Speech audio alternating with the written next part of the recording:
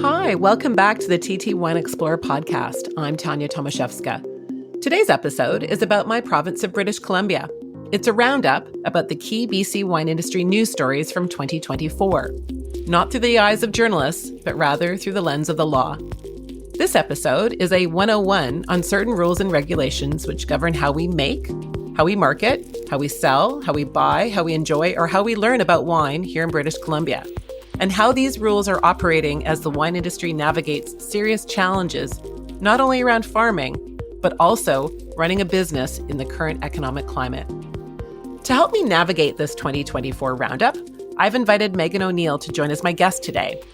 Megan is a senior associate at the law firm Farris LLP, which is based in Vancouver and has an office in wine country Kelowna. Together with her colleague, senior practitioner Al Hudek, Megan does a lot of work relating to the BC wine industry, and I'll drop her profile and contact details in the show notes. Now, Megan and I cover a lot in this episode, including this year's replacement vintage, our wine trade war with Alberta, tasting on site at wineries or on restaurant outdoor patios, potentially developing wine country into a more integrated tourism destination, and the overall state of the industry from a transactional M&A point of view, and the recent slowdown in that space. Now, I first met Megan a few years ago when attending a BC wine industry conference. We catch up frequently and keep in touch about wine industry matters. In my view, for someone who's still in the relatively early stages of her legal career, Megan has kicked some serious goals in the wine industry and M&A space. She is on it. I really appreciate Megan's attention to detail and her ability to get into the weeds, while she balances all of that with taking a helicopter view about a situation and where it sits, not only in the context of rules and regulations, but also the practical realities of people trying to run a business and the pressures which they're facing. In the world of law, we call this being commercial.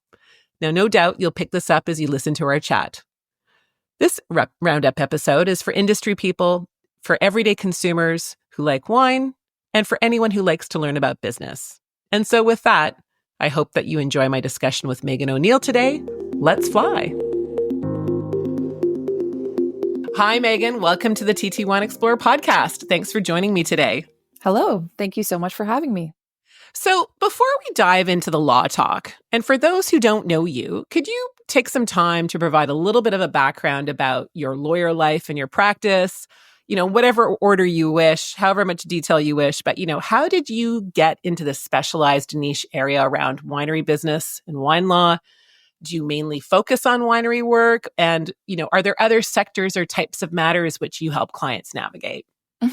Yeah. So I feel very lucky to be able to get to work in law, but with specializing in wine, liquor, and hospitality matters. It was really just a good fortune that I had to work with a senior partner at my law firm, Farris Al Hudek, who spends a lot of time in the Okanagan Valley and has a lot of friends in the industry. So we did a wine deal when I was still an articling student back in 2017, and it snowballed from there. And we just kept doing more and more deals. And as we gained notoriety and experience in the space, we kept getting more referrals for more wine transactions.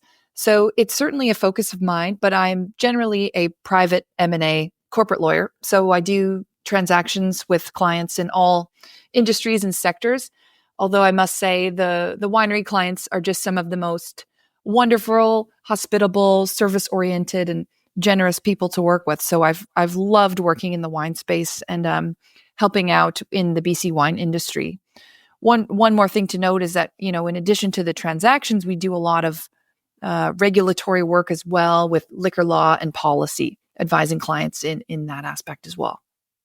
I like a couple of the things that you touched on there. One is how you got into it and it snowballed, and we'll get to this later on in the discussion, but essentially, you started in this field, this niche area at the time when there was really large amounts of time, energy, investment being made into our BC wine industry around 2017. I mean, certainly there was a lot going on before, but in terms of investment and attention and intellectual capital and money, that's really when there was huge amounts of investment. So an exciting time for you to get involved. And, I know from my former lawyer world, once you do a couple of deals and people like working with you, it goes from there. So thanks for mentioning that. And also the fact that you are a general corporate M&A lawyer. Again, one of the interesting things I think about the world of wine law and wine regulations and wine policies is that it really is a collection of different types of legal policy and business and approach that comes to bear when looking at issues relating to wine. It's not there is wine law, we call it that, but really is a lots of different baskets of legal advice and advisory work. So thanks for mentioning that. Could you provide just a few examples of some of the winery deals or projects which you've worked on with Farris over the past few years? Oh, yeah, sure. So, one of our most interesting clients has been representing members of the Jackson family. They're Sonoma Napa wine royalty who decided to purchase two wineries, actually on Vancouver Island in the Cowichan Valley, Unsworth and Blue Grouse. So we had a really amazing time working with them on those two acquisitions. We also sold Wild Goose Winery twice, actually. Once and then once again out of a receivership sale. So that was a unique experience. We also acted for the sellers of Empress Gin, Victoria Distillers. That's the beautiful butterfly, pea flower, purple looking gin. And that was a really notable transaction as well. But, representing sellers of family-owned wineries is super rewarding just because we've seen people work so hard to build up these businesses and to hand them over to interested buyers who can carry on their legacy has been really rewarding and really special for us. We love acting for purchasers, but it's the sellers who really have put their heart and soul into these businesses and can get them ready for, a transition to the next chapter. Absolutely, and great point. And for those who aren't in the wine industry may not know, the majority of our wineries here in British Columbia are smaller and family-owned based businesses and people who've worked hard for a long time, who have thrown in all of their sweat equity and other resources to build the brand as a family business, and then to have created that value that is aspired for by others is fantastic. So I can imagine that is very pleasing when you come to the finish line on those deals. So we'll get back to the overall state of the BC wine industry and the winery M&A space later at the end of this discussion, because there's a lot going on that, especially given what's been going on out there in the world in the last couple of years. But before we get to that, I thought we could break down a few of what I'll call the burning social issues, which the BC wine industry players and consumers here have had to deal with in 2024. A bit of a roundup, if you will, in terms of where we're at now on some of the key legal and policy issues relating to the winery space and wine world, and what 2025 and beyond might look like, from altitude. So a bit of a 101. So why don't we start with probably one of the most urgent matters that had to be dealt with this year, and that was what we'll call the replacement vintage. So for longtime listeners, you'll be aware that in some of the earlier episodes, one specifically with Alison Moyes of Solvero, and I'll drop a reference to that episode in the show notes, we talked about the fact that many wineries in BC this year elected to, and essentially in practical terms had to import grapes or grape juice from other jurisdictions in order to have a vintage. I'll call it a virtual vintage this year, given the freeze, the terrible cold freeze that many growers experienced. And as a result, there were very, very low yields of grapes on vines this year. So, you and Farris and a wine consultant quickly prepared a handbook this year for BC wine producers as to, how they can navigate the process of importation and the practicalities around it. And you had to do that really quickly. A lot was going on and people had to make decisions. So for those not in the wine industry, could you provide a few examples in very broad terms about the sorts of topics or tips that are in that handbook, which you prepared for the industry? Sure. So, yes, we did author with our friend and colleague Craig Pacheco from Washington State, a Washington to BC wine guidebook to cover this emerging topic. But just to explain kind of where this all comes from, basically in BC, we have two categories of winery licenses or sales agreements. There's land-based wineries, and then there's commercial wineries. So the land-based wineries are required to use 100% of BC grapes to make wine. And the commercial wineries can use imported grapes, but then they're subject to a markup. So basically, this year when there was little to no yield, a lot of the land-based wineries were saying, okay, well, we're not going to have enough grapes to make wine this year. So the government is allowing for a temporary 1 year only, 2024 vintage only, for land-based wineries to bring in non-BC grapes. So from Washington State or Oregon or California or elsewhere. And they're exempting the markup. So this allows for land-based wineries for a temporary basis to make wine with non-BC grapes. So we kind of set this out in our guidebook, and the liquor distribution branch has put out some bulletins on this process as well. The challenge for decision makers, for winery owners and winemakers, is this was rolled out a little bit, bit by bit over time. People had to make decisions. Do we go to Washington? Do we not? Is this going to be allowed this year only? Because for people who lost not only their crops, but their vines themselves, for people who have to replant, they're looking at another 3-4 years before they're back to full revenue generating production on their vines. So while this is a helpful measure for the 2024 vintage replacement, there's no assurance that this is going to be extended. So some people may face this problem of grape shortage again next year. And will they also receive the same markup exemption? We're not sure. So, this is helpful, but, certain winemakers and certain winery owners are sort of saying, maybe we need to change to a commercial license. Maybe the dollars and cents are going to make sense for them to be able to bring in grapes from Washington on a permanent basis. They could consider converting. So some people are considering that. Some people are just dealing with what's in front of them this year, one day at a time kind of thing. But from our perspective as advisors to the industry, we wanted to help people navigate through these rules as they came out and continue to do so. There's questions of how do we label wines with Washington grapes in them that are made in BC? There's a lot of questions that have emerged from this regime that we are enjoying navigating and advising our clients on. There is so much there. We could probably spend a whole hour or two just on things coming out of the handbook. Thank you for setting out so clearly the distinction between land-based and commercial-based wineries for people who aren't in the industry. And this is something that there's been a lot of discussion on. And I hear different opinions out there as to whether, that distinction should essentially be collapsed. In practical terms, are there many wineries who are essentially going to need to convert to commercial over the coming years in order to keep the lights on if they don't have enough inventory to sell through, if they their vineyards have been are beyond rehabilitation and they need to replant, it might be 3 to 5 years before they're back online to make reds, for example. Mm-hmm. So I know it's a controversial topic in the industry. Are you hearing a bit of a discussion around whether or not this distinction should be collapsed? Do you have any predictions, or maybe this is just a wait and see? Yeah, certainly some people are considering it, and we're hearing that, but there are, fewer and fewer distinctions among the license types. Let's say we have approximately 300 wineries in British Columbia.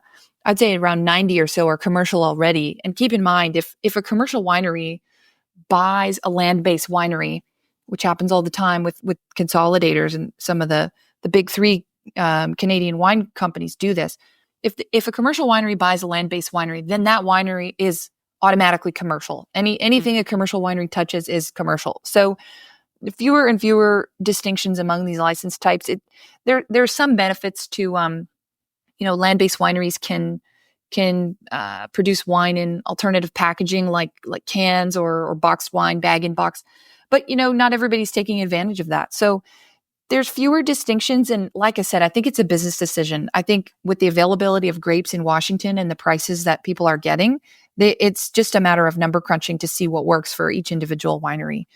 But yeah, no, absolutely. And, again, from altitude and for those who are in the consuming public, interestingly enough, and what I was hearing from wineries here who had chosen to find grapes and juice and select, relationships with growers in Washington state is that there was a symbiotic relationship this year. A lot of Washington growers and ones in Oregon for that matter, had a glut of grapes. Chateau Ste. Michelle released a number of growers in the last couple of years. Their acreages under vine are essentially the same amount that we have in the Okanagan. There are a lot of grapes for sale, and they needed help too for different reasons. Yes. And then maybe the currency was slightly at a different point as where it is now, and per ton volumes. But to your point, this is business. Wine is passion, but it's also a business. And people need to be working on their projections, and they need to know how much it costs to put that wine, make that bottle of wine that we then go and buy. So it sounds from what I'm hearing is that policy and relaxation of licensing or any changes to that may be organic and iterative, depending on, business objectives, imperatives, and where they go, which maybe is a slight inversion from historic, but I might be throwing the cat amongst the pigeons there. You mentioned about labeling, and so thank you again about raising the point about commercial wineries. We have a number of wineries in BC that do already import grapes or juice from other places and use those in their products. So one of the concerns around the importation of grapes or juice for land-based or state wineries this year was, what does it happen to brand BC? Right. We've worked so hard to show the consumer what we can make here using our own grapes. So right now, for the state of play for labeling, I know lots of wineries have talked about that they, regardless as to what the rules will be, will have marketing that makes it very clear that any wine is that they might make from other grapes from another, outside of BC is part of a replacement vintage. Right now, are there, in general terms, sets of rules that people will need to follow here that are clear? What's going on there? I imagine too, it might depend on, where they brought the grapes from. Yeah. So good question on labeling. Right now, the only legally required disclosure, it's governed by the Canadian Food Inspection Agency, and it's back label disclosure. So there's no formal requirement to disclose on the front of the bottle where the grapes were sourced. However, in talking to friends and clients and colleagues in the industry, I think a lot of people are hopeful for transparency. Transparency is important. We educate our consumers about wine. We want to continue the story and tell them where the grapes were sourced. So we do think a lot of people are planning to do front label disclosure that there are Washington grapes. I mean, you can't use the name of a protected AVA, like a Washington or an Oregon AVA, because there's rules about the wine has to be harvested, produced, and finished in that AVA. But people are exploring, maybe using the name of the specific vineyard where the grapes are sourced and telling that story. And honestly, it's, hoping for transparency, but it's also a really cool opportunity to explore other regions. And, we're very connected to the Pacific Northwest part of the United States. We're very close neighbors. So I think it's going to be a fun exploration in terroir for a lot of consumers and a lot of creative winemakers who are going to be able to do something really cool this year. So labeling wise, to summarize, the only legal required disclosure is back label, CFIA mandated. But we are hearing a lot of people really committed to transparency and front label disclosures. Thank you for that. And, I agree with you. I think that there seems to be, a real effort, concerted effort on the part of producers who are having a replacement vintage to make it very clear to consumers what they're purchasing. The truth and labeling component is very important. But also, to your point, this is also an opportunity for consumers to try something a bit different which is made by one of, let's say a favorite winery of theirs in BC, or a winemaker that they're, fanboys or fangirls of. Like, oh, hey, those winemaker at Tantalus, they're getting stuff from Oregon, as an example. Wow, let's just see what David Patterson does with that beautiful Pinot this year. Exactly. Why not? Yeah. So yeah, I think that's an opportunity. And this is about business and people making choices, which is best for their business and for their families, really. Yeah. Okay. So, we could go on that, I know, for a long time, but maybe we'll leave that 101. So thank you. At the same time, earlier this year, when the BC wine industry was grappling with what was a heartbreaking start to the vintage with this freeze, there was another storm brewing, and that was what we'll call a wine trade war with Alberta. So around the same time. So earlier this year, in the winter months and close to spring, the Alberta regulator of, booze and gaming, I'll call them, sent essentially cease and desist letters to certain BC wineries and wine producers, telling those producers that they were not allowed to ship wine from their winery directly to, let's say, their wine club members who reside or are located in Alberta.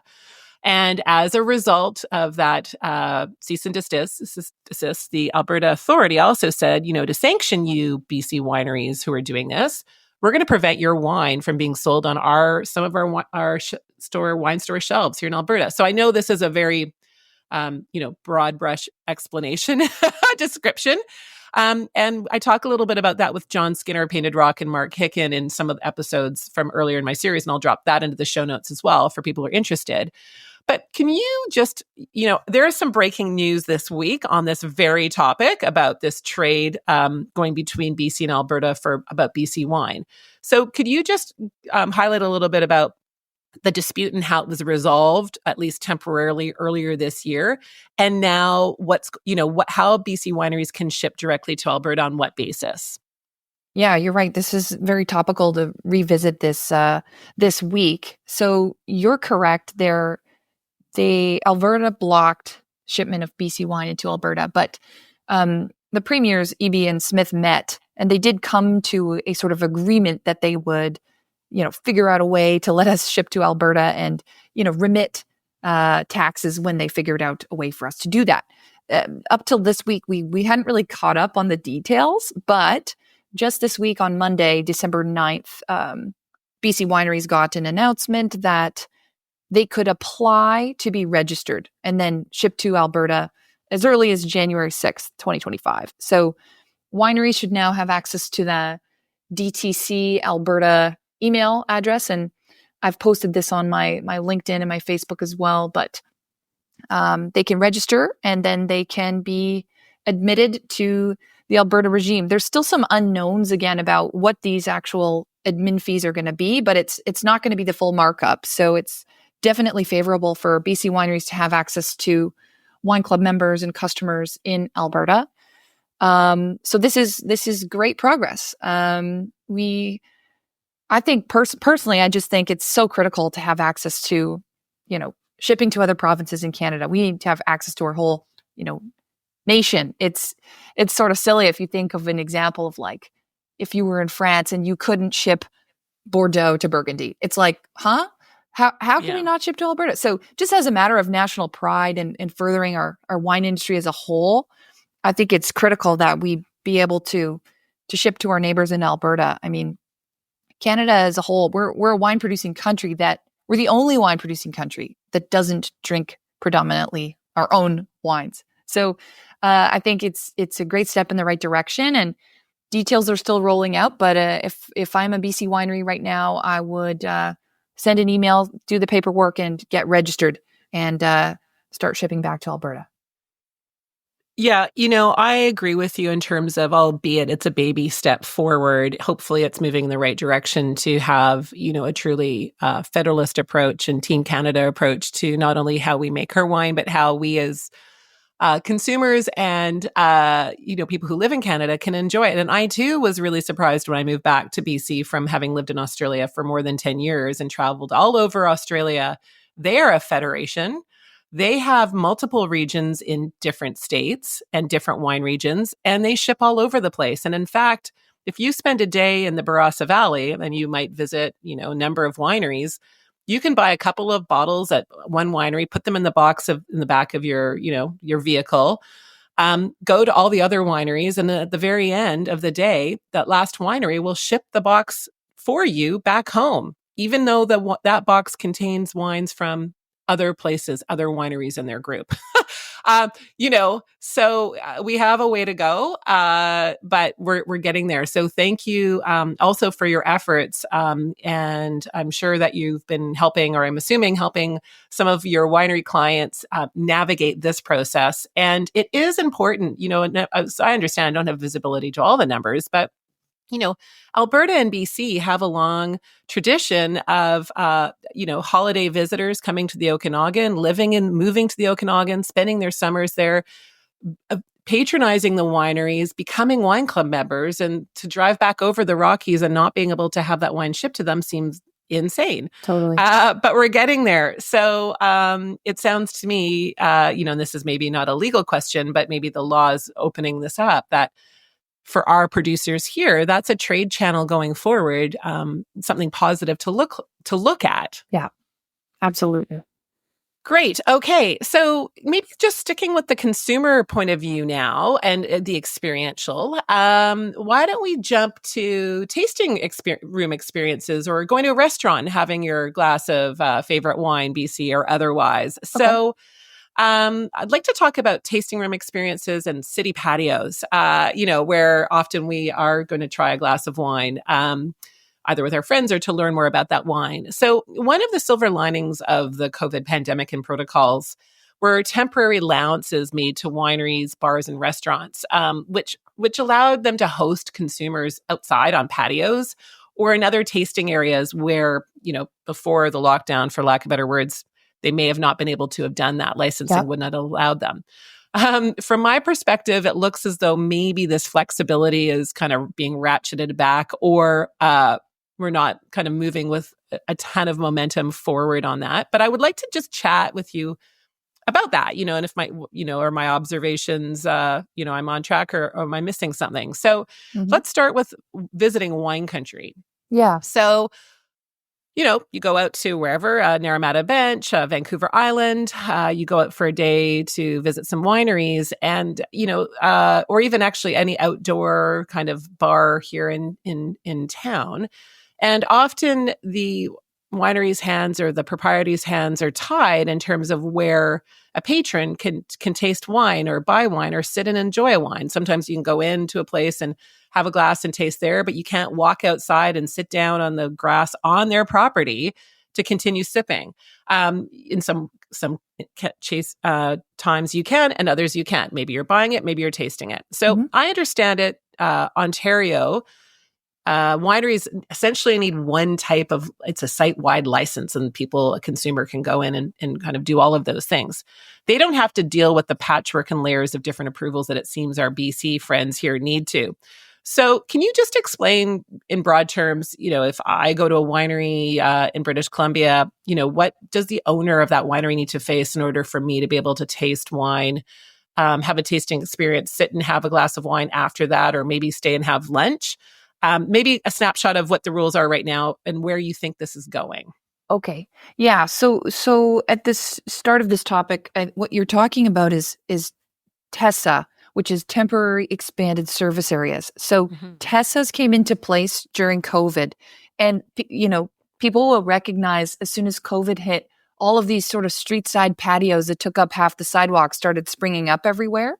And it was because of TESA that restaurants and wineries and bars were allowed to basically expand the scope of their liquor license on what was supposed to be a temporary basis. Now, TESA has been extended a number of times. And if in the wine context, what it means is you can have basically site-wide, you can taste wine outside, you can taste wine inside at the tasting room, people can walk around. It mirrors the sort of Ontario site-wide license. So we've had TESA in place for almost 5 years, and it has been extended a number of times with kind of the industry expectation that it would be made permanent. And there was even sort of a comment letter a mandate letter commitment by the Solicitor General that this TESA would be extended permanently. It has not been made permanent, and it is expiring at the end of the month, December 31st, 2024. As in a couple of weeks from now. That's right. That's right. So TESA is leaving us, unfortunately. And what does that mean is that in the wine context, winery owners need to apply for specific license endorsements, which they may or may not have had before TESA. There's certain things called a patio license. You can have a licensed patio, but you have to serve food. Or you could have a picnic area license, but you can't do, bespoke or guided tastings out there. People can just bring a bottle that they purchase. You can apply for an outdoor area license endorsement. You see, there's many different types of endorsements, but they all must be applied for, and they all involve, municipal approval, drawings, plans. It's more expensive and time consuming. We were really hopeful that TESA would be made permanent because it worked well. Why re-regulate? In the past 5 years, wineries and guests of wineries have enjoyed site-wide tastings. It's worked perfectly fine for the past 5 years, and it's worked for Ontario too. So it's a little bit silly to kind of, in my opinion, to re-regulate this and go back to this, a la carte endorsement system. COVID changed the way that people tasted wine and interacted. People love outdoor experiences, and they get bespoke guided taste. It worked. It worked great. Exactly. It was working. And people say that in many ways, their experiences at wineries, there was a lot more to it. They could get that more of an integrated experience of what was going on there from grape to glass, so to speak. Yeah. So it's too bad. But I think the takeaway here is, we have to be ready for this TESA to end in a couple of weeks. So what I would tell my winery owners and clients and friends is to take a look at your license and the endorsements that you do have. And if you don't have the necessary endorsements that you need to continue to taste in the way you have been, you should apply for those now. And I imagine that would be the same for various hospitality operators in, let's say, Vancouver, where we live. And we've had the benefit of being able to go and sit out on patios that were created in laneways and on streets during COVID. I imagine that some of them also right now, or many of them, need to be following this deadline. That's right. Yeah. To start 2025 in the way that they wish to. That's right. Yeah. Some of those sidewalk patios may be taken down.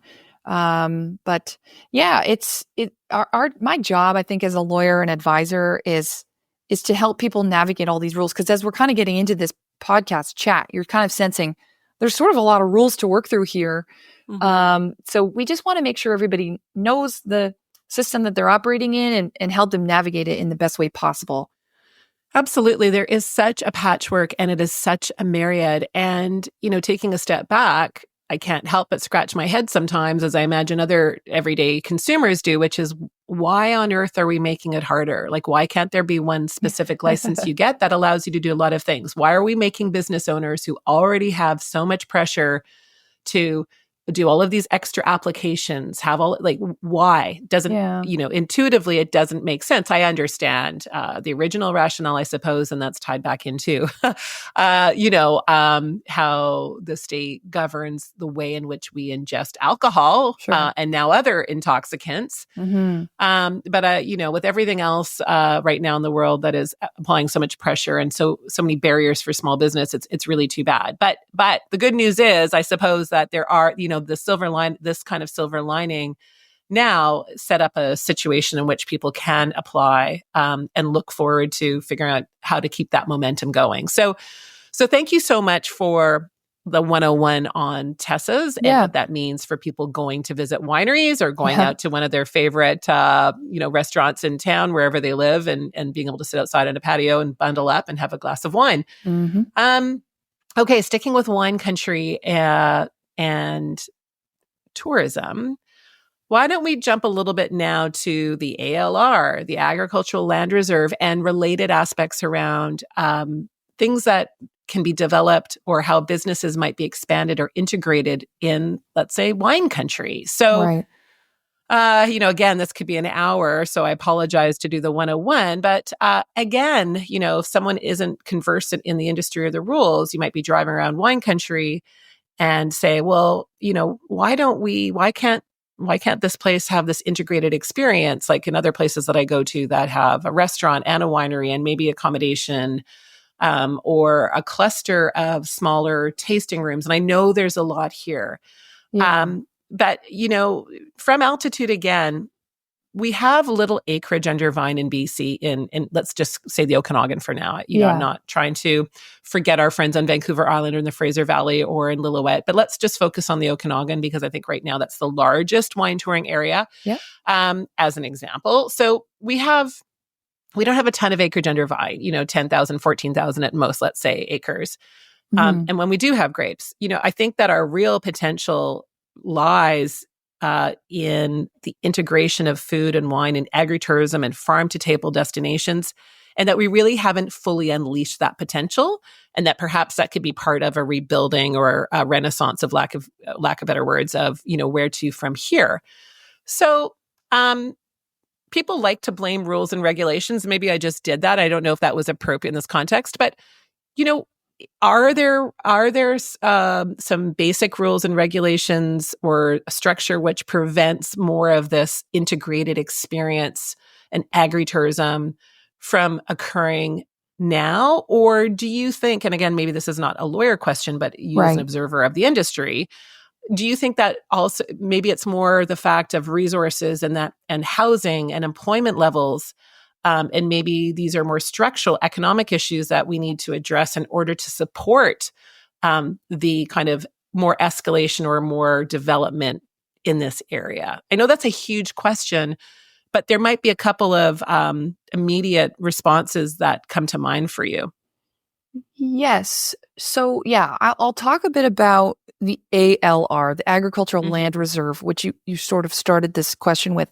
So keep in mind, we have, if you're a winery, there are basically four kind of categories of regulators that you're working under. There's the LCRB, that's the Liquor and Cannabis Regulation Branch.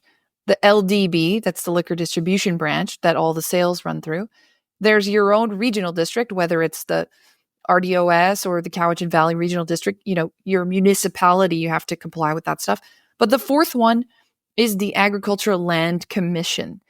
And this is key because most of those 10 to 14,000 acres of planted vineyards in our province are on land that is tagged as ALR land, which means it's meant to be protected and continue agricultural activities on that land. There's this whole governing body that's mandate is to protect and preserve agricultural activities and ancillary activities on that land. So what a winery can and cannot do on its own land, it is highly dictated by the ALR rules. So that's just it for starters. And one of the main ALR rules is that development on your property can't exceed 5% of your total acreage. That's like 5% of the total footprint.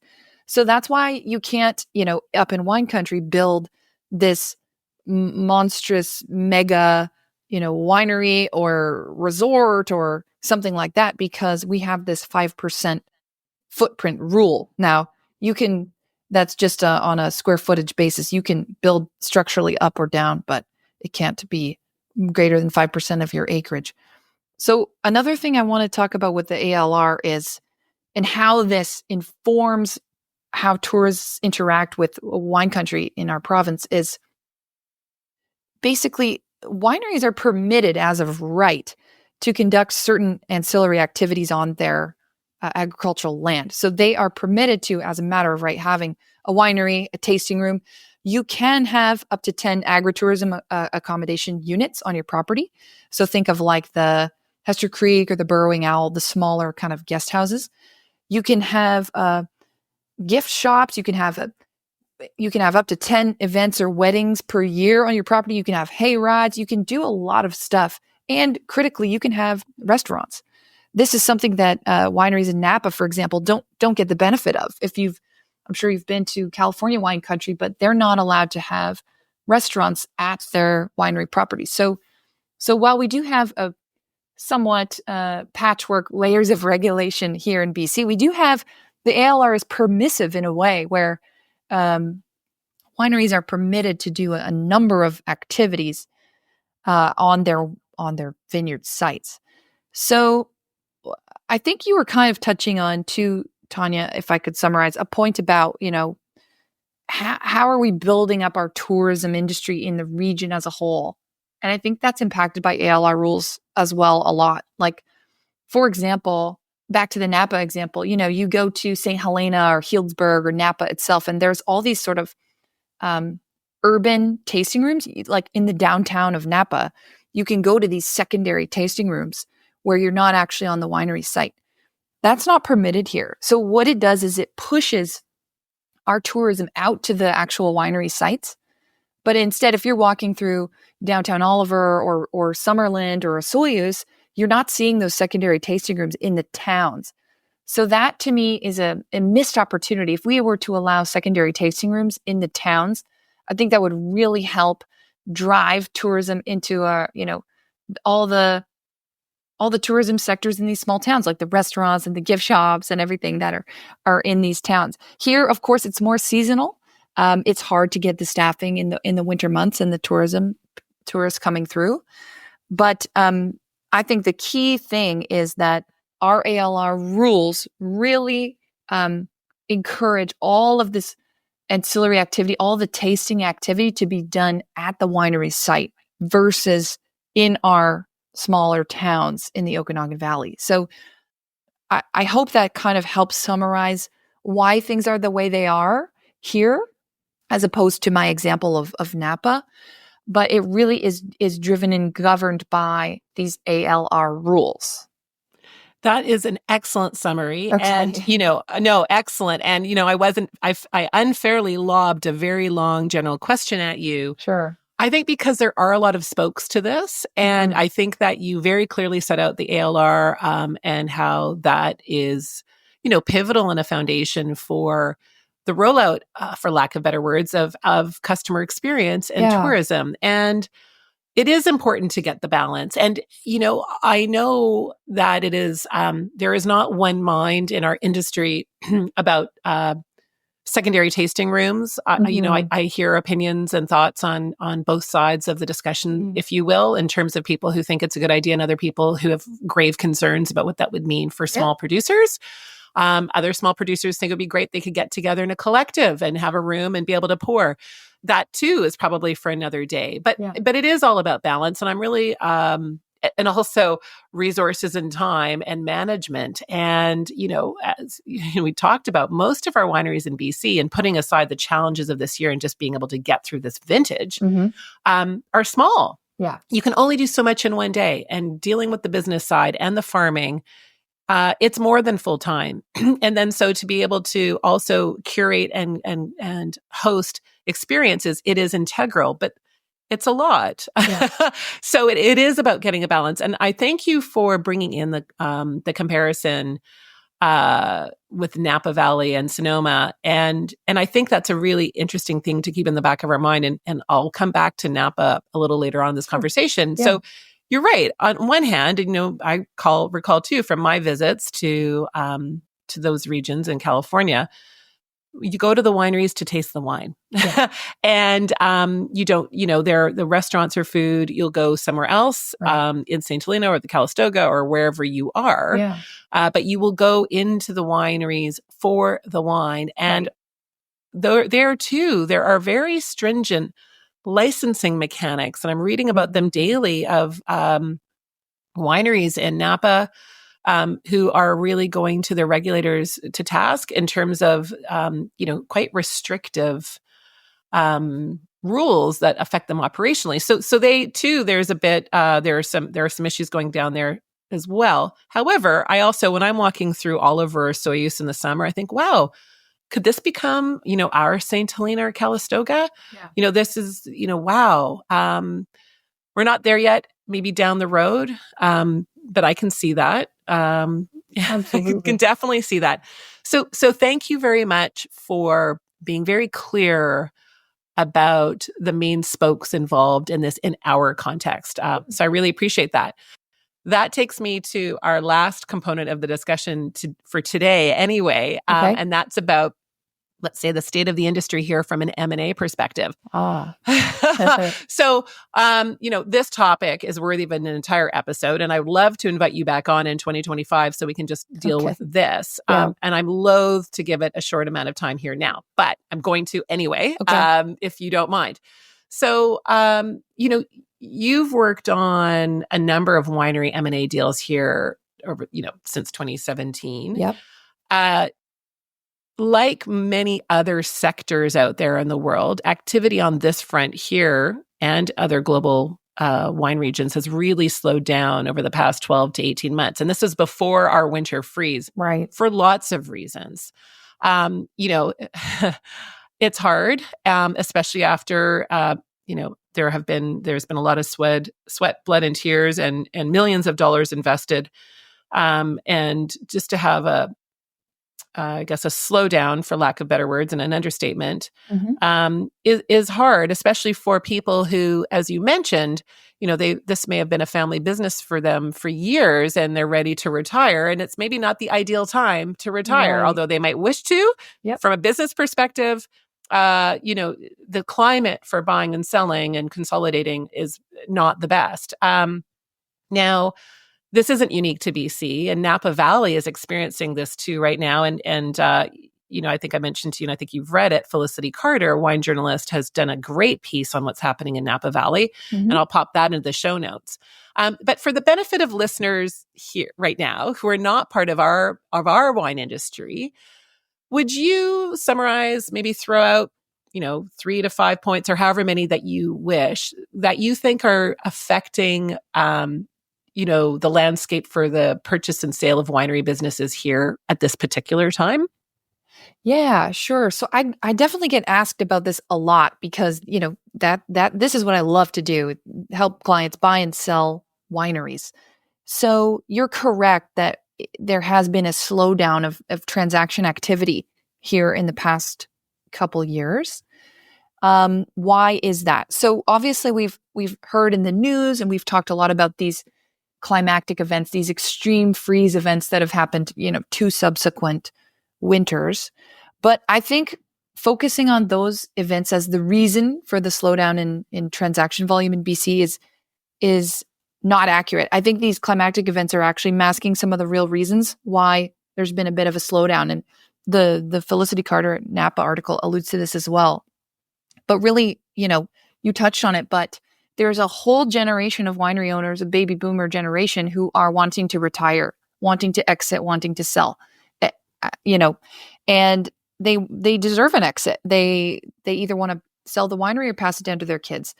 A lot of these kids don't want to take on the business, so they're trying to sell. And there's not as many buyers out there. It's hard to sell a winery in today's market because truly there's a declining demand for wine around the world. We're seeing numbers out of lots of different regions that, not only are these baby boomer generation wanting to sell their wineries, they're also the biggest consumers and drinkers of wine. So as their demand declines, we're turning to the younger demographic. And, my own generation, I'm 32, and I'd say typically if I go to a dinner party, like, sure, maybe my friends will bring a bottle of wine, but they might bring some ready to drink cans, or they might bring a spirit or something else, or craft beers. It's not just a guarantee we're bringing wine to a dinner party. So the declining demand for wine around the world, I think, is a huge factor, along with this sort of generational shift as to why there's been transaction slowdown. The climactic events are so challenging, and it's farming, so you never know what the weather's going to do. But I think these more kind of macro reasons are really important to consider, and it is hard to find a willing buyer right now.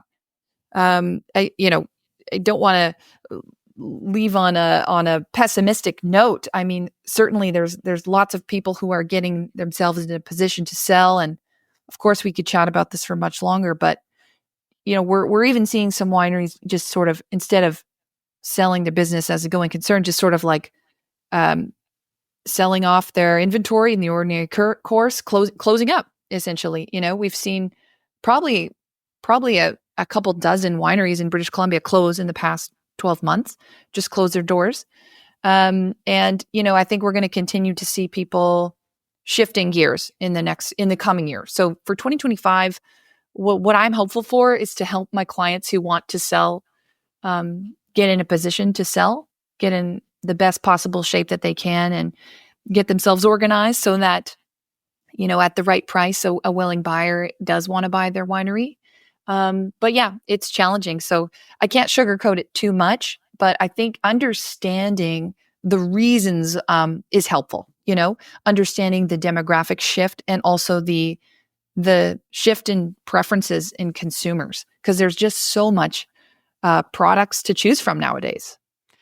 Yeah, I like to consider myself an optimistic realist. Yes. And so how you have discussed this topic resonates with me. There isn't much sugarcoating, I think, that we ought to do right now, because I imagine, like many advisors, part of the brief is also to help manage expectations and plan, which is, okay, here's the state of the industry now. Here's the state of the market now, not only in British Columbia, but more broadly. To the extent that you have time or you choose to continue, let's organize things, add the value, and get things ready for when circumstances may be brighter in this context of M&A, but also when that person comes along. I mean, sometimes we'll say it's a unicorn, but not necessarily. Another person who, like you, is passionate about wine and wants to either is in the business and would like to expand, or sees your business as something that would be complementary to theirs, or someone who's coming into it new, who's keen and has the passion. Because I think the one thing that will never change, albeit there's a reduction of wine being consumed. And thank you for sharing your anecdotal observations from your side. Sure. But, I think there's always going to be people who love wine. There may be fewer of them, but there are going to be those people. So I'm going to stick with my optimistic realism, or realism optimist. I'm not sure which way. But I agree, 2025, I think, is a year to take stock, to have a look, and to think about the best way forward, maybe sharpening the pencil and finding the ways to support the value that you've created, or although be it difficultly, there could be more value to create around experiences and so forth. So thank you very much. I would love to have a chat with you about that next year, in the new year. That'd be great. So in the meantime now, though, I'd like to thank you for coming on. I really appreciate your expertise and your observations and the manner in which you can break down what is a myriad of rules and regulations in very plain terms, and I mean that with all due respect, with terms that which everyday people who are not involved in the industry can get some sense and context for, what is affecting them when they go to buy a wine, or go to a bar or restaurant, or go to a winery, or even, I think, just as, if not more importantly, all the extra layers that a winery business has to deal with. Wine is farming and it's passion, but it's also a business. And so thank you for that. If people want to find you, whether they are in the wine industry or not, what's the best, where should they find you? How do they contact you? Yeah. So great. So I would love to continue helping people through navigating these regulations, and also helping in an M&A context if the opportunity presents. So people can find me. I work at Farris, so you can find me on the Farris. It's Farris LLP webpage. You can find my firm bio and contact details there, but also LinkedIn. Megan O'Neill on LinkedIn. I would love to connect with you guys and continue the chat. Great. Well, I will drop those into the show notes as well. So thank you so much for coming onto the show.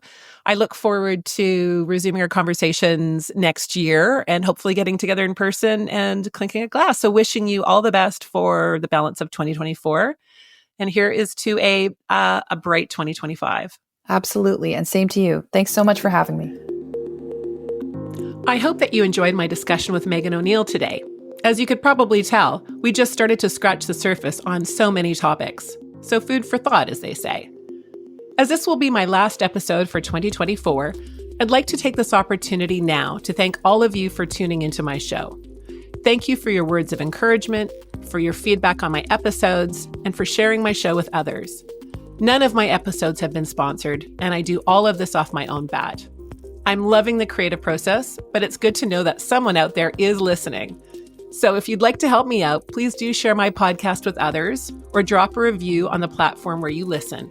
Every bit counts as I spread the word, one listener at a time. But most importantly, I wish you all the best for a peaceful and restorative holiday season and for a bright 2025. I look forward to seeing you back here next year on the TT Wine Explorer podcast. Until then, take care and keep exploring.